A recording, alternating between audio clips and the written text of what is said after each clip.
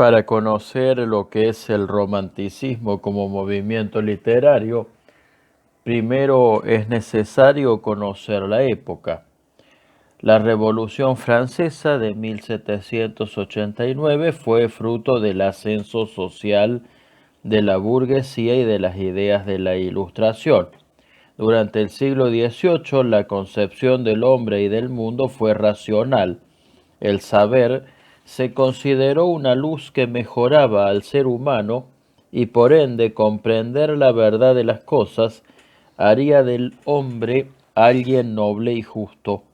En este contexto, la literatura y el arte asumieron una finalidad moralizante, es decir, que buscaban decirle a las personas qué era lo que estaba bien y lo que estaba mal, y planteaba que los deseos debían, y los impulsos y los sentimientos debían estar por debajo de la razón, no podían dominar al ser humano. La filosofía de la época fue el liberalismo, que considera que el ser humano está dotado de ciertos derechos: libertad, igualdad, propiedad y seguridad. Esto se cristaliza tras la Revolución Industrial, momento en que se afirma la economía capitalista y surgen el empresariado y el proletariado urbano. Sin embargo, desde 1789 hasta la derrota de Napoleón Bonaparte en 1815, se vivió en toda Europa un período violento que cuestionó los beneficios de la razón.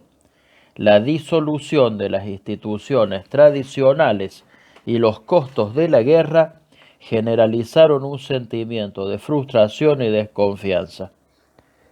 El arte dio testimonio de esa sensación de fracaso. Como el individuo perdió todo apoyo exterior a sí mismo, se replegó sobre sus propios sentimientos. En este marco aparece el romanticismo, que representa una reacción frente al racionalismo y a la explotación del hombre por el hombre en un sistema donde los más hábiles se enriquecen a costa de la miseria generalizada.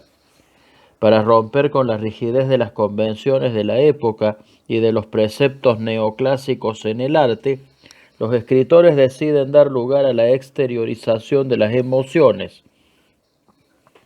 Más importante que la realidad exterior son los sentimientos, las contradicciones, la autoexperiencia, el cambio de estado de ánimo.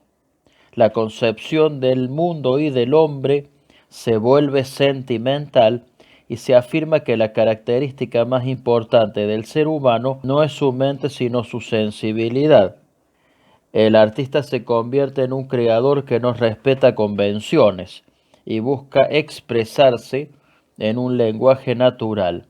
En Alemania surge un movimiento conocido como el Sturm und Drang, tormenta y arrebato, cuyo máximo exponente fue Goethe en su novela Las desventuras del joven Werther. Aparece también un sentimiento nacional que rastreó las historias de tradición oral, en los héroes anónimos y en las fábulas que circulaban popularmente. La narrativa afirma lo fantástico, lo maravilloso y lo gótico.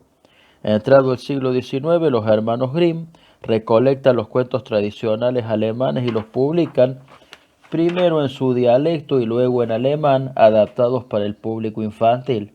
Otros autores como Hoffmann cultivaron el relato de hadas. En su faceta más oscura, el romanticismo exploró temáticas asignadas por el horror, los seres naturales, la alquimia, la magia, la necromancia, necromancia, el ocultismo, la brujería, el alcoholismo, la mezcla entre pesadilla y realidad, la locura y el suicidio. Una de las obras más representativas de este periodo es una novela gótica llamada Frankenstein o El moderno Prometeo, escrita por Mary Shelley cuando contaba apenas con 20 años. Es considerada la creadora del género ciencia ficción por esta novela, escrita en 1818, uno de los relatos de terror más importantes de la historia de la literatura. Al parecer, esta obra fue fruto de una pesadilla que tuvo a los 18 años y que narró a un grupo de escritores una noche de tormenta. Cabe destacar que el artista romántico se cree alguien excepcional, distinto del resto de la sociedad, un incomprendido. Lleva una forma de vida opuesta a los prejuicios morales porque siente que el burgués mezquino, avaro y poco compasivo es su enemigo. Surge así el ideal bohemio, el artista pobre, honrado, sensible, sincero, que lucha contra la hipocresía de la sociedad. Por último, es importante resaltar que grandes compositores de música clásica pertenecen a este periodo: Schubert, Schumann, Liszt, Brahms y al final del periodo Beethoven. Vamos a leer ahora los principales rasgos de la literatura romántica. El primero es el amor frustrado o desdichado por la muerte y las convenciones sociales. La segunda es la subjetivación de la naturaleza. Los pasajes y momentos del día privilegiados son el mar, las ruinas, la noche, el crepúsculo, etc. El autor romántico imprime en ellos su estado de ánimo o el del protagonista de su obra. El tercero, la excentricidad. Se privilegian los ambientes exóticos y la vestimenta extravagante para remarcar la diferencia con respecto a los valores sociales dominantes y el modo de vida burgués. El cuarto, la fuga hacia el pasado. La Edad Media, así como los castillos de arquitectura gótica, representan una forma de escape hacia otros momentos de la historia que aparecen rodeados de misterio. El quinto es la emocionalidad.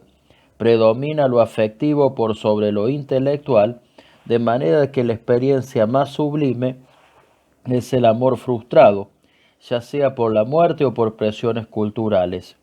El sufrimiento y las lágrimas son manifestaciones de sensibilidad. El sexto, la mujer.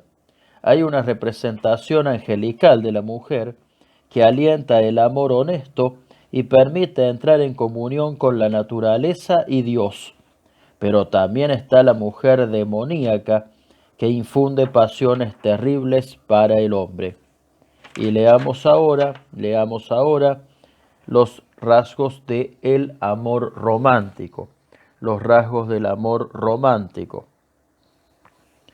El romanticismo endiosa al amor y lo transforma en una experiencia excepcional. Le permite superar cualquier obstáculo, se trate de una norma social o aún de la misma muerte. Sufrir es para el romántico un sentimiento ineludible que pone a prueba lo mejor de su sensibilidad. De allí que la mayoría de los amores románticos terminen siendo desdichados y se prolonguen más allá de la muerte. El sufrimiento por un amor frustrado o uno desdichado como consecuencia de la incomprensión de la sociedad o de la irrupción de la muerte resulta común en el sentir de los escritores de la época. Toda esta información es extraída del Manual de Literatura 4 de la Escuela Secundaria de la segunda edición, La aventura del lector, de Editorial Comunicarte.